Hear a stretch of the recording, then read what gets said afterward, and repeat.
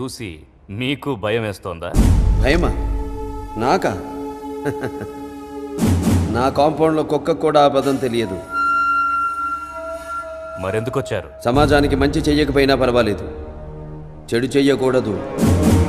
చేశారు, చేస్తూనే ఉన్నారు.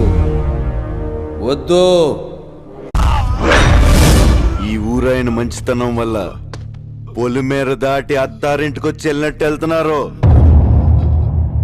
20 ఏళ్ళ నుంచి ఒక లెక్క, ఇప్పటి నుంచి ఒక లెక్క. ఆడి కొడుకొచ్చాడని చెప్పు.